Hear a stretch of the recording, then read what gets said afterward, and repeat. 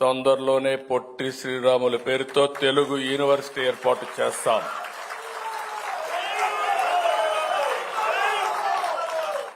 అదే మరిగా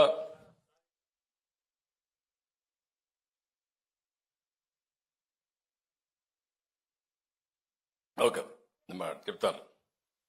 అదేవిధంగా ఈరోజు మీరు గుర్తుపెట్టుకోవాల్సింది, రాష్ట్ర ప్రజలందరూ కూడా గుర్తుపెట్టుకోవాలి, రాజకీయాల కోసం ఎప్పటికప్పుడు ఇవన్నీ కూడా కన్ఫ్యూజ్ చేస్తూ ఉంటారు. 1953 అక్టోబర్ 1 ఆంధ్ర రాష్ట్రం ఏర్పడింది. 1956 నవంబర్ 1 ఆంధ్రప్రదేశ్ రాష్ట్రం ఏర్పడింది. 2014 జూన్ 2న నవ్య ఆంధ్రప్రదేశ్ రాష్ట్రం ఏర్పడింది, తెలంగాణ రాష్ట్రం ఏర్పడింది.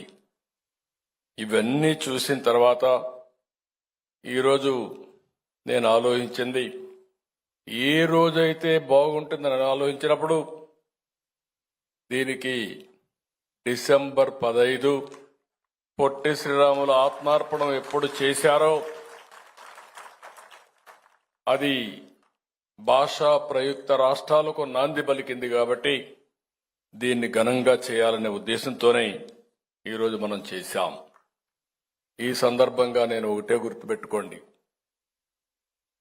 ఎందుకు మనం ఇలాంటి నాయకుల్ని మళ్లీ మళ్లీ గుర్తు తెచ్చుకుంటున్నామంటే, వాళ్ళు చేసిన త్యాగాల్ని గుర్తుపెట్టుకోవడం, జాతి ప్రయోజనాల కోసం ఏ విధంగా పోరాటం చేశారో, ఏ విధంగా ప్రాణ త్యాగాలు చేశారో ఆ స్ఫూర్తిని అర్థం చేసుకుని వారి యొక్క ఆశయాల్ని, వారి యొక్క లెగసీని ముందుకు తీసుకుపోయే బాధ్యత ఇక్కడుండే మన మీదనే కాదు, ఈ రాష్ట్రంలో ఉండే 5,50,00,000 మంది పైన ఉందని చెప్పి మరొకసారి గుర్తు చేస్తున్నా. అందుకే ఇప్పుడే మిత్రులు చెప్పారు, పవన్ కళ్యాణ్ గారు, మేమేదో ఇక్కడ రాష్ట్రంలో మాటలు చెప్పడానికి లేవు. ఈరోజు మీరు చూశారు, తెలుగు జాతి అనేక సమస్యలను చరిత్రలో ఎదుర్కొనింది. మెడ్రాస్కి వెళ్ళాం, హైదరాబాద్కి వెళ్ళాం, మళ్ళా విజయవాడకు వచ్చాం, అమరావతికి వచ్చాం. ఇలాంటి సమస్యలు వచ్చాయి. అంత మునుపు కూడా సమస్యలు వచ్చాయి.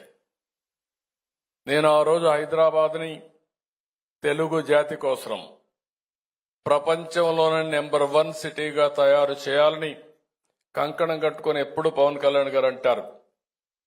మేమందరం ఆ దారిలో పోతా ఉంటే ఎప్పుడు చూడలేదు. దారిలో పోవడానికి కూడా అవకాశం, పక్కన ఒకటే రోడ్డు ఉండేది.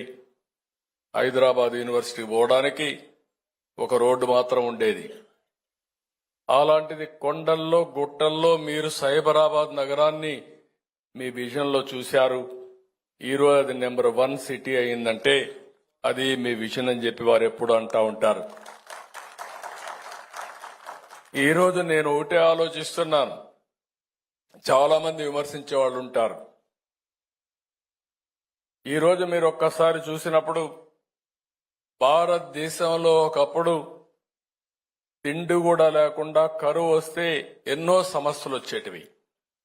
అక్కడి నుంచి ఎంతో మంది వ్యక్తులు అనేక విధాలుగా పనిచేసి ఈరోజు మీరు చూస్తే గ్రీన్ రెవల్యూషన్ని, వైట్ రెవల్యూషన్ని, లేకపోతే మన తెలుగు బిడ్డ పివి నరసింహరావు గారు ఆర్థిక సంస్కరణలు చేసి ఈ దేశానికి ఒక దశ దిశ చూపించిన ఏకైక వ్యక్తి పివి నరసింహరావు గారు.